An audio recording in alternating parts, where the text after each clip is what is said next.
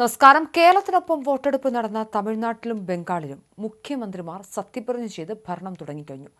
തമിഴ്നാട്ടിൽ ദളപതി വിജയ് ചെങ്കോൽ പിടിച്ചു. ബംഗാളിൽ സുവേന്ദു അധികാരി നുഴഞ്ഞുകയറ്റുകാർ കെട്ടിന്റെ പണിയും കൊടുത്തു തുടങ്ങി. എന്നാൽ കേരളത്തിലാകട്ടെ ഭരണം കിട്ടിയിട്ടും മുഖ്യമന്ത്രിയെ കണ്ടെത്താനാകാതെ കോൺഗ്രസ് ഗ്രൂപ്പ് പോരിൽ തട്ടി ഉഴലുകയാണ്.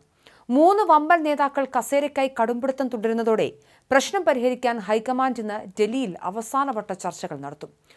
മുഖ്യമന്ത്രി പദത്തിനായി വി ഡി സതീശനും കെ സി വേണുഗോപാലും രമേശ് ചെന്നിത്തലയും വിട്ടുവീഴ്ചയില്ലാതെ പോര് തുടരുന്ന പശ്ചാത്തലത്തിൽ KPCC മുൻ അധ്യക്ഷന്മാരുടെയും മുതിർന്ന നേതാക്കളുടെയും KPCC വർക്കിംഗ് പ്രസിഡന്റുമാരുടെയും മനസ്സറിയാനാണ് ഹൈക്കമാൻഡ് നീക്കം.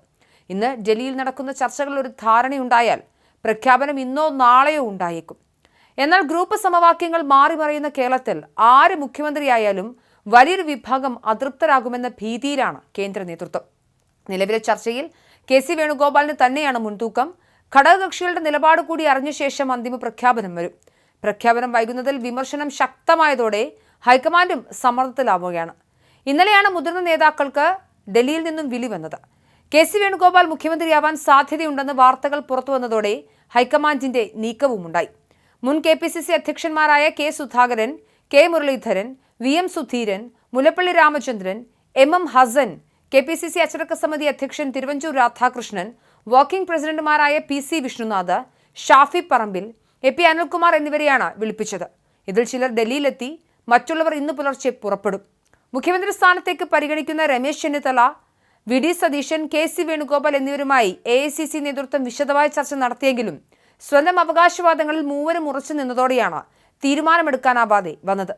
നിയുക്ത MLA മാരുമായി കൂടിക്കാഴ്ച നടത്തി നിരീക്ഷകർ നൽകിയ റിപ്പോർട്ടിൽ രേഖപ്പെടുത്തപ്പെട്ട അഭിപ്രായങ്ങൾ നിഷ്പക്ഷവും സുതാര്യവുമായിരുന്നില്ലെന്ന് AICC നേതൃത്വം വിലയിരുത്തിയതായും സൂചനയുണ്ട്. ഘടകകക്ഷികളുടെ അഭിപ്രായവും ഒരു നേതാവിലേക്ക് എത്തുന്നതായിരുന്നില്ല. അതേസമയം തെരഞ്ഞെടുപ്പ് കഴിഞ്ഞ ആഴ്ചകൾ പിന്നിട്ടിട്ടും സർക്കാർ രൂപീകരിക്കാൻ കഴിയാത്തത് സംസ്ഥാനത്ത് വലിയ ഭരണസമ്മർദ്ദത്തിന് വഴിവെച്ചിട്ടുണ്ട്. പുതിയ മന്ത്രിസഭ വരാത്തതിനാൽ നയപരമായ തീരുമാനങ്ങൾ എടുക്കാൻ ഉദ്യോഗസ്ഥർക്ക് കഴിയുന്നില്ല. വിദ്യാഭ്യാസ വകുപ്പിലും പോലീസിലും സ്ഥലമാറ്റം ഉൾപ്പെടെയുള്ളവ നടക്കാത്തത് പ്രതിസന്ധി ഉണ്ടാക്കുന്നുണ്ട്.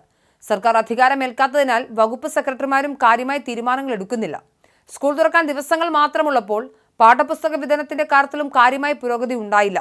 തെരഞ്ഞെടുപ്പിന് മുൻപ് ഇൻസ്പെക്ടർ മുതൽ താഴെയുള്ള പോലീസ് ഉദ്യോഗസ്ഥരെ വിവിധ ജില്ലകളിലേക്ക് സ്ഥലം മാറ്റിയത് തെരഞ്ഞെടുപ്പ് നടപടി പൂർത്തിയാകുമ്പോൾ തിരികെ നിയമിക്കാറുമുണ്ട്. ഇക്കുറി അതുപോലും നടന്നിട്ടില്ല. ജില്ലാ തലങ്ങളിൽ ചെറിയ സ്ഥലമാറ്റങ്ങൾ ഉണ്ടായെങ്കിലും പ്രതിഷേധമുയർന്നതോടെ ചിലയിടങ്ങളിൽ അത് റദ്ദാക്കി. ഈ സാഹചര്യത്തിൽ സർക്കാർ അധികാരത്തിലെത്തിയ ശേഷം മാത്രം സ്ഥലമാറ്റങ്ങൾ നടത്തിയാൽ മതിയെന്ന് പോലീസ് ആസ്ഥാനത്തു നിന്നും നിർദ്ദേശമുണ്ടെന്നും വിവരമുണ്ട്. സാങ്കേതിക വിദ്യാഭ്യാസം, റവന്യൂ, സഹകരണം, ആരോഗ്യം തുടങ്ങിയ വകുപ്പുകളിൽ ജില്ലാതലത്തിൽ നാമമാത്ര സ്ഥലമാറ്റങ്ങൾ നടന്നു കഴിഞ്ഞു. ഭരണസൗകര്യത്തിന് വേണ്ടിയാണെന്നാണ് ചൂണ്ടിക്കാട്ടുന്നതെങ്കിലും രാഷ്ട്രീയ അടിസ്ഥാനത്തിലുള്ളവ മാറ്റങ്ങളാണിവ. കഴിഞ്ഞ സർക്കാരിന്റെ കാലത്ത് മാറ്റം ലഭിച്ച പല ഉദ്യോഗസ്ഥരും വീണ്ടും മാറ്റമുണ്ടാകുമെന്നതിന്റെ അടിസ്ഥാനത്തിൽ കാര്യമായ നടപടികളൊന്നും കൈക്കൊള്ളുന്നില്ല എന്നും ചൂണ്ടിക്കാണിക്കപ്പെടുന്നുണ്ട്. സെക്രട്ടറിമാരും ഡയറക്ടർമാരും വഴിയുള്ള ദൈനംദിന പ്രവർത്തനങ്ങൾ മാത്രമാണ് വിവിധ വകുപ്പുകളിൽ നടക്കുന്നത്. എന്തായാലും തൊട്ടടുത്ത സംസ്ഥാനം മുതൽ തെരഞ്ഞെടുപ്പ് നടന്ന എല്ലാ സംസ്ഥാനങ്ങളിലും കാര്യങ്ങളിൽ നീക്കുപോക്കുണ്ട്. കേരളത്തിൽ ഇനി എന്ന് മുഖ്യമന്ത്രി വരും, എന്ന് മന്ത്രിമാർ വരും, എന്ന് ഭരണചക്രം തിരിയുമെന്നുള്ള അനിശ്ചിതത്വം തുടരുകയാണ്.